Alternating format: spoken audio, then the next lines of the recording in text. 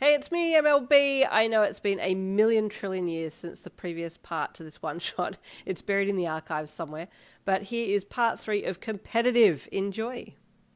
Tomorrow morning, the boy moves fast, you thought with surprise, keeping your widened eyes facing away from him so that he didn't see them, just in case he looked back over his shoulder after passing you. Date, huh? The voice of Tsukishima commented as he suddenly appeared beside you, looming overhead. You jumped slightly, having been in your own little thought bubble, and you didn't hear him coming up beside you. You shrugged, playing it cool. So he says, you replied nonchalantly again, making it sound like it wasn't a huge step in the direction that you'd been hoping it was going to be going.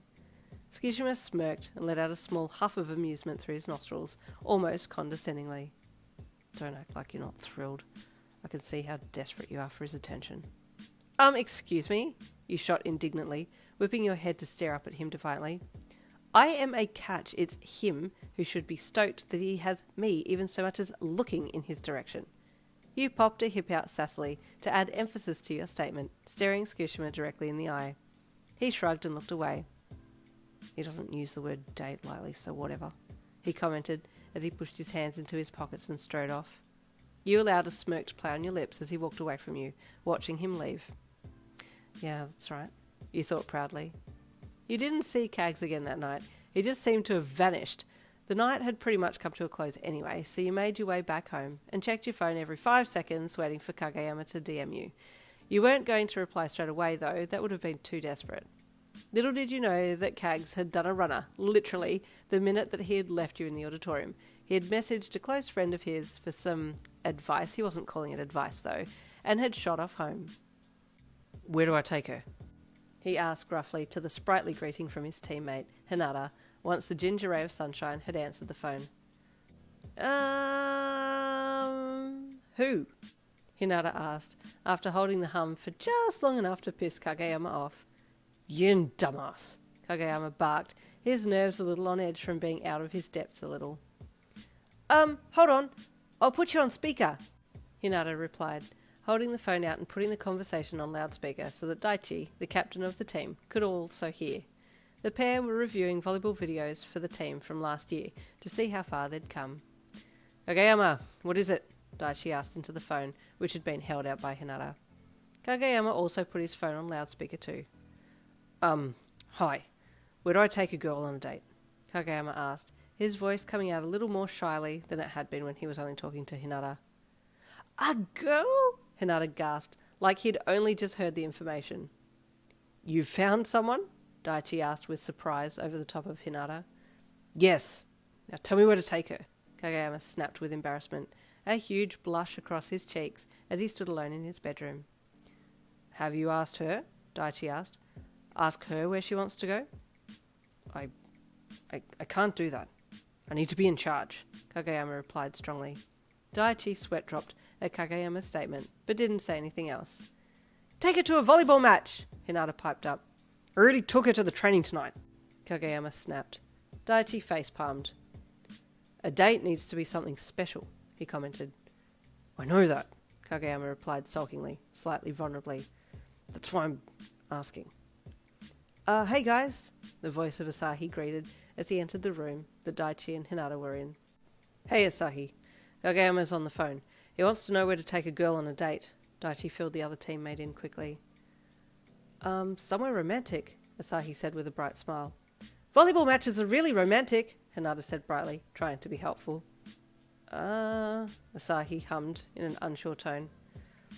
Okay, fine, I'll tell her to pick a place, Kagayama said grumpily, keeping the phone on loudspeaker as he opened Insta and DM'd you. Hey, he typed. I'm telling you to pick a place because I'm deciding if it's going to be good enough. He tapped it out silently and then pressed send. What did you say? Daichi asked when the line had been silent for a bit. Kagayama repeated what he had typed. No, that's... Asahi started to say, but Kagayama cut him off. She's not replying. Why isn't she replying? He asked impatiently. I wouldn't either if I were her, Asahi whispered, and Daichi gave him a sympathetic look of agreement. Hinata was just engrossed in this whole thing. It was all new to him. She still hasn't replied, Kagayama said again. Give her a bit, it's only been 2 seconds. Daichi placated him. They all sat in relative silence for what felt like forever, but in actual fact it had only been about 10 minutes, when you finally replied to the DM. "Why don't you pick a place that would be good enough to take me to?" Your reply came back. Kagayama read it out loud to the boys, and Daichi and Asahi's eyebrows shot up into their hairlines.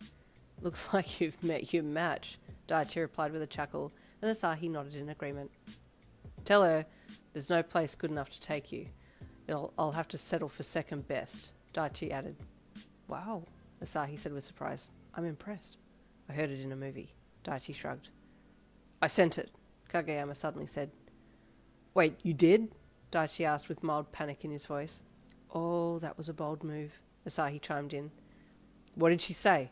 Daichi asked, all three boys waiting with bated breath on the end of the phone, staring at the black screen. "She replied," Kagayama said. "And?" Asahi asked quickly, invested in this mild drama. "She called me cute," Kagayama replied in a pouty-type voice. Hinata burst out laughing. "Shut up, you girlfriendless orange idiot," Kagayama snapped with embarrassment. "Wait, she's sending something else." "And?" Daichi and Asahi asked together. She said, "See you tomorrow," he said with mild confusion. "But we didn't settle on a place." I think you're going to have to pick it," Daichi said with a smirk. "Kagayama, you've met your equal here." "No, he snapped in reply. "Well, then you'd better think of a place quick if you want to be the one that's a step ahead of her," Daichi added cunningly. Kagayama went silent, then let out a small huff of reply. "Fine," he said. "I'm going now."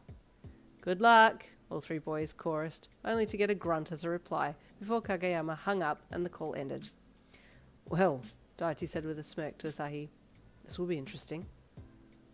It was another 30 minutes before Kagayama messaged you again, and all it read was the address of a train station and 5 a.m. 5 a.m? Was this guy clinically insane? Mind you, being on track and field, this wasn't an unusual time for you to be up and at it anyway. But for a date? Really? Well, it was a little unusual, but you weren't going to let him beat you at that, so you replied with a smirk emoji and a thumb up, and then went to bed. You had no idea what he had in store for you, but you were going to make sure that you had your A-game on. When your alarm went off, what felt like 15 minutes after you'd gone to sleep, you sat up and reached out for it, and then turned the alarm off, allowing yourself to sit there for a second to orientate yourself. This time of the morning always had a different feel to it. It always felt like the air itself had slowed down. There was no sound, save for the soft ticking of the clock in your room somewhere, and the hum of one lone car sneaking past your residence outside. With a good stretch up, you pushed your bed covers back and got out of bed, the excited adrenaline pumping already for what Kagayama might have in store for that day. And there is the end of part 3. Stay tuned for part 4. Deto des, coming next week, Wednesday. See you then.